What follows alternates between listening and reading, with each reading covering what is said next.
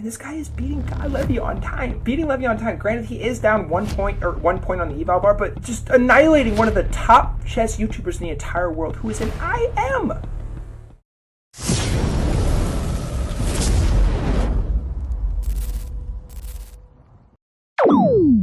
What is up, you chess brainiacs? Welcome back to another video on the Full Strive YouTube channel. Today, I'm going to be showing you two games. One game where I had a player cheat against me, and that exact same cheater went up against GothamChess. That's right, Levy Rosman cheated against him and immediately, and I mean immediately, got banned on chess.com. So first I'm going to be showing you my game, and then I'm going to be showing you the Gotham chess game. So to start things off, I am a very principled e4 player. Whenever I am white, I always play e4. It is my favorite opening. I think everybody should play e4, and d4 blows. I hate d4. But my opponent responds with h5, and I'm immediately like, oh, okay. And this is the Goldsmith defense. Never, ever, ever play this in your life. As a beginner, your goal is to, or as anyone, your goal is to control the center, these four squares that I just highlighted, develop your bishops, your knights, and, oh, your bishop can't move that way, here, and you get the point. My opponent plays there, so I did what anyone would do in this spot. I played d4, because I'm just trying to take space, and also this is a blitz game. Both of these are going to be blitz games, so my opponent responds with c6. I play knight f3. d5. And I always usually push the pawn in this spot, but apparently that is in fact a mistake. A better move would have been to play just taking the pawn here, but I was worried that the queen could potentially take. But also if the pawn takes, I thought he had some ideas potentially that he could do. But when I push this pawn here, now his bishop can just slide over to f5, and it is a very potent sniper. Perhaps I can play the bishop d3 eventually, takes, and then we just have like a basic Carl Conch setup, which looks very normal to me. I see this all the time because I'm also a Carl Conch player, but you get the point. But e5 was a bad move. My opponent played g4 instead. I followed up with h3. He takes, I take, and he plays e6, best move on the board. And I think that this is a very reasonable move to find, because you're freeing up your bishop to be able to get into the game, create a check, just get off that file so the black king can eventually castle. However, if the king ever does castle, this pawn is going to be a liability long term, because I gotta remind you, this pawn was pushed on the first move of the game. So we get d3, followed by c5. I played c3, and I thought this was reasonable. C takes d4, c takes back on d4, and we get queen b6. And this is where the best moves start happening. After I play queen e3, my opponent plays knight c6, best move on the board. And honestly, it's a reasonable move. It's a reasonable move. But anytime I see players playing these crazy moves in a short amount of time, I'm automatically defaulting to the fact that I think they are using something. Perhaps maybe in this specific sequence, maybe not, because I know there are different engines out there, but let this be a reminder to you, don't cheat, all right? Anyways, a3, push the pawn, because I was thinking, ooh, bishop gets in here, scary, but that's apparently a bad move, because now queen takes on d4, which is basically what happened, except he took with the knight. And if he would have taken with the queen first, he would have gotten more material off the board, which is better for someone in the driver's seat who is up material. But after I played knight d2, my opponent moved his knight to e7, and I struck down the b file with pawn b4. Knight jumps in to attack my queen, and I have to do something about my queen. I have very limited squares. I can't go here, can't go here, can't go here. Oops, not there. Here. I could go here, but instead I could just take, which is what I did, which is the best move on the board. So I took. He takes back with the knight, and I take his queen, because I'm like, ooh, scary queen, like, might as well just get off the board, double his pawns. We're doing good. We're down a piece right now, but we're in business, right? But after this, I play knight b3, which wasn't the best move. A better move would have been played bishop b2, trying to defend this pawn. After knight b3, my opponent plays rook c8, best move on the board. Then I played castles. Now my opponent moves the rook in. And whenever I see mistakes in games where people actually got expelled from chess.com as well, If there are a couple weird mistakes, I immediately think they turned off the engine. So I think this might have been a mistake. Or maybe he's using a lower stockfish engine. I don't really know. All I know is that he did cheat. So I played knight d2. But after this, my opponent plays g5. Second best move on the board. Knight b3. g4. And now he is striking on all fronts, coming down my g and h files. And my king is very, very vulnerable. So I play g3. G takes h3. I slide the king up to stop that pawn from pushing, but this is deadly. Because the rook now slides up. Knight d2.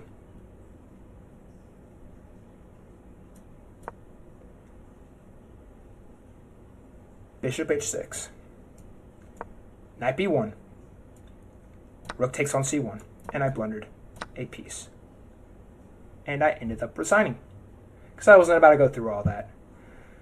So, this game, like, the time span between these games, and also look at the ELO difference. This guy went, like, at the time he was my ELO, and he skyrocketed up to 2,780 magically. Like, bro. I honestly don't feel bad about this game at all. I did play some bad moves. Like, at the end of the day, you got to take accountability, even if your opponent does cheat. Like, even if they use an engine, you could still technically play better than Stockfish, but, like, at the end of the day, it's basically impossible. So, yeah, I ended up blundering a piece and resigned. So, that is our first game. So, let's get into the Gotham game. All right. So, now, for the game that I firmly believe got this individual banned. First of all, climbing from 1600 to 2700 ELO is just otherworldly and beside me. I cannot believe for one single second that he was able to pull this off. And he wasn't. And just like on Gotham. And we're going to see exactly what he did to Gotham Chess. He humiliated Gotham Chess. And I'm assuming it was on Gotham Chess's stream.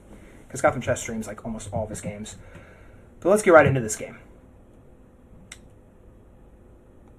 White opens the game with d4. Black responds with knight f6, bishop g5, h6. And this is the Trompowsky attack. And Gotham Chess is notorious for playing the Trompowsky. It is one of his favorite openings. Bishop takes, pawn takes, and we get e3 from Gotham Chess. And it's just for the record too, Gotham Chess is literally an IM. He is an IM, an international master. Worlds higher ELO than I am. Now, I just like the record to state that I did, in fact, give that guy a decent game. I did lose at the end of the day, but I gave him a decent game. So I like the record to state that. And this is blitz, by the way, too. Not to brag or anything, but heh. Anyways, h5, h4. Slide and accuracy from Gotham Chess. I honestly don't hate that. Stop the pawn from pushing even more. d5, g3. It looks like Gotham Chess is trying to get his bishop into the game somehow here. Maybe move the queen over here eventually. Get the knight in the game, perhaps, maybe too. His opponent plays a6. Gotham Chess plays bishop g2. And in this position, his opponent plays c5, which is a complete and utter blunder. To the naked eye, it looks like you are just going to take this pawn. And you can take this pawn, because after bishop takes, queen takes, bishop takes. And Gotham Chess just up a clean pawn. However, there is actually a better move. Knight c3. And if the bishop comes back to defend this pawn, you respond with knight e2. Knight e2. And if c takes, knight takes. And Gotham Chess just has a massive space advantage. Oh, maybe not that move. It says queen takes d4, actually. And then, and then that makes sense. And now, if the knight goes here, which is the best move, you go queen d2. And there's no, this pawn's going to fall. But Gotham Chess plays d takes c5, which I honestly don't mind. And his opponent doesn't even take back. He slides the bishop to e6. Very interesting. And I also wonder if he could have played something like here. Knight c3. And it still doesn't when you want black to take that pawn. Interesting. All right, well, okay, so yeah, Gotham takes, and his opponent moves the bishop here. Then we get knight e2, a mistake from Gotham Chess. Bishop takes on c5 now. And now the king has a right to castle. Now, and Gotham Chess does have an advantage in this position, but it is not very clear how. Knight f4, and I see his idea here. He's trying to get the knight into the game, create threats, create opportunities, create reasons for his opponent to think. But his opponent does no thinking and plays knight c6, the best move on the board. Gotham responds with c3, which I think is reasonable. The engine is just flaming Gotham Chess. I'm going to start calling him Levy. The engine keeps flaming Levy, but I feel like that's very reasonable. Black now castles, which is a mistake because of queen takes on h5. But instead, the knight takes. The bishop. Pawn takes back. And now the queen takes. So Gotham Chess is at an advantage as it stands. He's looking very, very promising. He's winning. As it stands, he is winning. His opponent responds with queen b6, played in 1 second. That move was played in 1 second. Attacking this pawn while simultaneously creating some sacking potentials. Because if like here, that take. I mean, obviously that's probably not the best move, but just an idea you have there that Gotham Chess is now going to have to think about. And we get queen e2, sliding the queen back, knight e5, castles, rook fc8, and it looks like he's just trying to create pressure on this file. I also wonder if it would have been better to move the other rook here, because then you still have space over here. You know what I mean? But he moves the f rook over. Pawn pushes to b3. Bishop d6. Bishop h3. And I think this move seems very principled to me. Because, like, yeah, now the king's going to have to slide down. Oh, no, he can just push the pawn. Oh, my God. And he finds that move in 2 seconds. Wow. Crazy. Now the rook slides over to c1. Rook slides forward to c6. Knight jumps over to d2. Well played by Levy. Rook slides over to c8 now. And now there is a massive battery coming down on this pawn. Gotham Chess plays c4. Best move on the board, the only way to defend that pawn. Now after the bishop slides in, I honestly wonder if he could have taken here, because if he takes there, takes. Yeah, you can't even do that because you run out of pieces there. But yeah, he slides the bishop in here. Knight jumps over to attack that knight. Knight takes, queen takes. Then we get queen c7. And this guy is beating Levy on time. Granted, he is down 1 point on the eval bar, but just annihilating one of the top chess YouTubers in the entire world, who is an IM beside me. Rook d1. D takes c4. B takes c4. Rook takes c4. And we get rook ab1. And this is an inaccuracy because of a5. You are now pressing and pushing the initiative coming down the side of the board. And Levy has a lot of stuff he has to think about. So now we get b5, followed by rook b3. A better move for Levy would have been to play bishop f1, apparently, attacking the rook, trying to get the rook out of there. It says rook g4. Rook g4 here. Wow. Plays rook b3. I think that's valid. I think that's a valid move. Slides the rook over, doubles it, and now the king slides up. Rook takes, queen takes. Now the pawn pushes. King slides over. Queen slides down. Queen slides up. Queen b1, attacking the pawn. Rook b3. And his opponent in this position found rook c2. And Levy resigned. I'm assuming because he knew the guy was cheating at this point. Levy has 34 seconds on his clock. His opponent has 1 minute. And the reason why this is just dead loss is because after takes, Levy is going to lose a pawn here. He can either move the king over, slide the rook over here, but no matter what pawn he defends, he's going to lose. So if he goes here, he's going to lose this pawn. And now these pawns are going to be storming. And Gotham Chess, Levy Rosman in the flesh resigns